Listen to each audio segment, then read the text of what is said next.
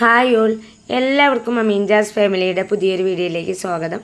ഇപ്പം ഞാൻ വന്നിട്ടുള്ളത് യൂട്യൂബിലായാലും ഫേസ്ബുക്കിലായാലും ഇപ്പോൾ വൈറലായിക്കൊണ്ടിരിക്കുന്ന സവാളയുടെ റെസിപ്പി ആയിട്ടാണ് കേട്ടോ.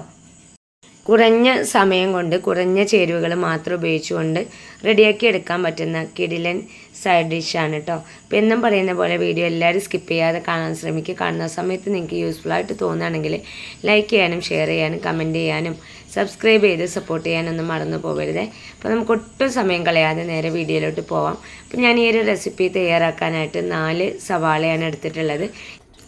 ഇനി നമുക്ക് ആവശ്യമുള്ളത് കുറച്ച് കറി ലീവ്സാണ്, അതുപോലെ തന്നെ എരിവിന് ആവശ്യമായിട്ടുള്ള പച്ചമുളക് കേട്ടോ. അപ്പോൾ ഞാൻ 3 മുളകാണ് എടുത്തിട്ടുള്ളത്. നിങ്ങളുടെ എരിവിനനുസരിച്ച് നിങ്ങൾക്ക് പച്ചമുളകിൻ്റെ എണ്ണം കൂട്ടുകയും കുറയ്ക്കുകയൊക്കെ ചെയ്യാം.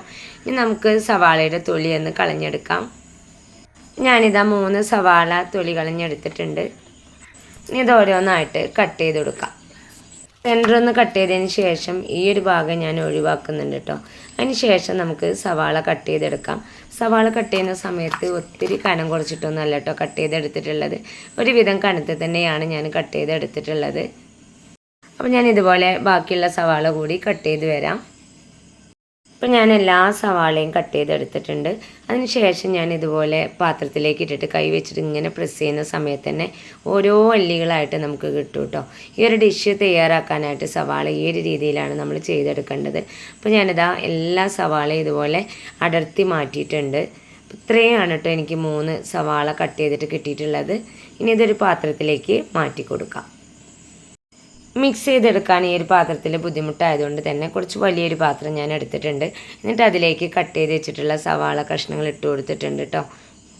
ഇനി ഈ സവാളയിലേക്ക് പച്ചമുളക് ചേർത്ത് കൊടുക്കാം. അപ്പോൾ പച്ചമുളക് ഞാൻ നൈസായിട്ടാണ് കട്ട് ചെയ്ത് കൊടുത്തിട്ടുള്ളത്. ഞാനിതിലേക്ക് 3 മുളകാണ് ആഡ് ചെയ്ത് കൊടുത്തിട്ടുള്ളത്. നിങ്ങളുടെ എരിവും പച്ചമുളകിൻ്റെ എരിവും കണക്കിലെടുത്തിട്ട് നിങ്ങൾക്ക് പച്ചമുളകിൻ്റെ എണ്ണം കൂട്ടുകയും കുറയ്ക്കുകയൊക്കെ ചെയ്യാം കേട്ടോ. ഇനി ഞാനിതിലേക്ക് കുറച്ച് ഉപ്പും അതുപോലെ തന്നെ വിനെഗർ കൂടി ആഡ് ചെയ്ത് കൊടുക്കുന്നുണ്ട്. 1 ടേബിൾ സ്പൂൺ ഉപ്പാണ് ഞാൻ ആഡ് ചെയ്ത് കൊടുത്തിട്ടുള്ളത്. അതേപോലെ തന്നെ 3 ടേബിൾ സ്പൂൺ വിനെഗറും കൂടി ആഡ് ചെയ്ത് കൊടുത്തിട്ടുണ്ട്. വിനെഗറിൻ്റെ ഒരു പുളി ഇഷ്ടമില്ലാത്ത ആളുകൾക്ക് അതിൻ്റെ അളവ് കുറയ്ക്കാം കേട്ടോ. പക്ഷേ ഈ ഒരു ഡിഷിന് ഒന്നുകൂടി ഒരു ടേസ്റ്റ് കിട്ടുന്നത് വിനെഗർ കൂടി ഉണ്ടാകുമ്പോഴാണ്. വിനെഗറും ഉപ്പൊക്കെ ചേർത്ത് കൊടുത്തതിന് ശേഷം സ്പൂൺ വെച്ചിട്ട് നന്നായിട്ടൊന്ന് മിക്സ് ചെയ്തെടുക്കാം. നെയ്ച്ചോറിൻ്റെ കൂടെയൊക്കെ ഇതുപോലെ നമ്മൾ സൈഡ് ഡിഷായിട്ട് യൂസ് ചെയ്യാറുണ്ട് കേട്ടോ. കുഞ്ഞു മക്കൾക്കൊക്കെ ഭയങ്കര ഇഷ്ടമുള്ള ഒരു ഐറ്റം കൂടിയാണ് ഈ ഒരു റെസിപ്പി. തൈരും സവാളയൊക്കെ ഇട്ട് ഉണ്ടാക്കുന്നതിനേക്കാളും ടേസ്റ്റാണ് ഇതുപോലെ വിനെഗറും ഉപ്പൊക്കെ ആഡ് ചെയ്തിട്ട് ഉണ്ടാക്കുന്നത്. ഒട്ടുമിക്ക പേർക്കും ഇഷ്ടമുള്ള ഒരു ഐറ്റമാണ് കേട്ടോ അത്. ഇനി ഇതൊരു 5 മിനിറ്റ് നമുക്ക് മാറ്റി വെക്കാം. അപ്പോൾ ഞാൻ സ്റ്റൗ ഓണാക്കി പാൻ അടുപ്പത്ത് വെച്ചിട്ടുണ്ട്. ലോ ഫ്ലെയിമിലാണ് ഞാൻ ഇട്ട് കൊടുത്തിട്ടുള്ളത്. ഈ ഒരു ഡിഷ് റെഡിയാക്കുന്നത് ലോ ഫ്ലെയിമിൽ വെച്ചിട്ട് തന്നെയാണ് കേട്ടോ. പാൻ ചെറുതായിട്ടൊന്ന് ചൂടായി വരുമ്പോൾ ഞാൻ അതിലേക്ക് കുറച്ച് വെളിച്ചെണ്ണയാണ് ചേർത്ത് കൊടുക്കുന്നത്. ഞാനിത് എത്രയും വെളിച്ചെണ്ണയാണ് ആഡ് ചെയ്ത് കൊടുത്തിട്ടുള്ളത്. ഇനി എണ്ണ ചെറുതായിട്ടൊന്ന് ചൂടായി വരുമ്പോൾ കട്ട് ചെയ്ത് വെച്ച വറ്റൽമുളക് ചേർത്ത് കൊടുക്കാം. അപ്പോൾ ഞാൻ 4 വറ്റൽമുളക് കുഞ്ഞു കുഞ്ഞു പീസസ് ആക്കിയിട്ടൊന്ന് കട്ട് ചെയ്ത് കൊടുത്തിട്ടുണ്ടായിരുന്നു. അതിൻ്റെ കൂടെ തന്നെ കറി ലീവ്സ് കൂടി ആഡ് ചെയ്ത് കൊടുക്കുന്നുണ്ട്.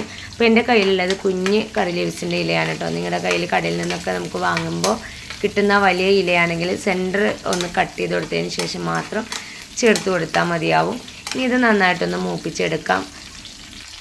ഫ്ലെയിം കൂട്ടി കൊടുക്കാനേ പാടില്ല. ഫ്ലെയിം കൂടി കഴിഞ്ഞാൽ ഇതെല്ലാം കരിഞ്ഞു പോവുക അല്ലെങ്കിൽ മൂപ്പ് ഏറിയൊക്കെ കഴിഞ്ഞാൽ ഈ ഒരു ഡിഷിൻ്റെ ടേസ്റ്റ് അപ്പാടെ തന്നെ മാറും.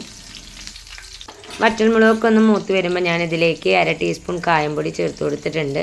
1/2 ടീസ്പൂൺ ചിക്കൻ മസാലയും അതുപോലെ തന്നെ 3 ടേബിൾ സ്പൂൺ കാശ്മീരി മുളക് പൊടി കൂടിയാണ് ചേർത്ത് കൊടുത്തിട്ടുള്ളത്. അപ്പോൾ നിങ്ങളുടെ കയ്യിൽ കാശ്മീരി ഇല്ലെങ്കിൽ സാധാരണ മുളക് പൊടി 1 ടേബിൾ സ്പൂണൊക്കെ ചേർത്ത് കൊടുത്താൽ മതിയാവും. ഇതെല്ലാം ചേർത്തതിന് ശേഷം ഇതെല്ലാം കൂടെ ഞാൻ നന്നായിട്ടൊന്ന് മിക്സ് ചെയ്തെടുക്കുന്നുണ്ട്. അപ്പോൾ ഞാൻ തീയൊന്ന് കൂടണ്ടെന്ന് വിചാരിച്ചിട്ട് സ്റ്റൗവിൽ നിന്നൊന്ന് ഉയർത്തിയതിന് ശേഷമാണ് കേട്ടോ മിക്സ് ചെയ്തെടുത്തിട്ടുള്ളത്. മസാലയ്ക്ക് ആഡ് ചെയ്യുന്ന സമയത്ത് ഫ്ലെയിം നമ്മൾ നല്ലപോലെ ശ്രദ്ധിക്കണം കേട്ടോ. അപ്പോൾ ഞാൻ ഇതെല്ലാം കൂടെ നന്നായിട്ട് മിക്സ് ചെയ്തെടുത്തിട്ടുണ്ട്. ഇനി ഞാൻ ഫ്ലെയിം ഒന്ന് ഓഫാക്കിയിട്ടുണ്ട്. ഓഫാക്കിയതിന് ശേഷം നേരത്തെ നമ്മൾ മിക്സ് ചെയ്ത് വെച്ചിട്ടുള്ള സവാളയുടെ കൂട്ടുണ്ടല്ലോ അത് ഈ ഒരു പാനിലോട്ട് ഇട്ട് കൊടുത്തിട്ട് ഈ മസാല സവാളയുടെ എല്ലാ പീസിലേക്കും ആകുന്ന വിധത്തിൽ നന്നായിട്ട് തന്നെ മിക്സ് ചെയ്തെടുക്കുന്നുണ്ട്. അപ്പോൾ ഞാനിത് നല്ല പോലെ മിക്സ് ചെയ്തെടുത്തിട്ടുണ്ട്.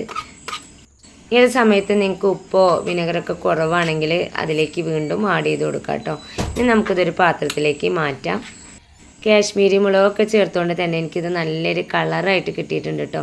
അതുപോലെ തന്നെ പെട്ടെന്നൊക്കെ നമുക്ക് റെഡിയാക്കി എടുക്കാൻ പറ്റുന്ന വെറൈറ്റി ആയിട്ടുള്ളതും ടേസ്റ്റി ആയിട്ടുള്ള ഒരു സൈഡ് ഡിഷ് തന്നെയാണ്.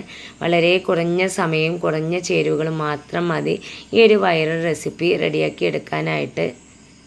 സാധാ ചോറിൻ്റെ കൂടെയും നെയ്ച്ചോറിൻ്റെ കൂടെയും ബ്രേക്ക്ഫാസ്റ്റിൻ്റെ കൂടെയൊക്കെ നമുക്കിത് യൂസ് ചെയ്യാം.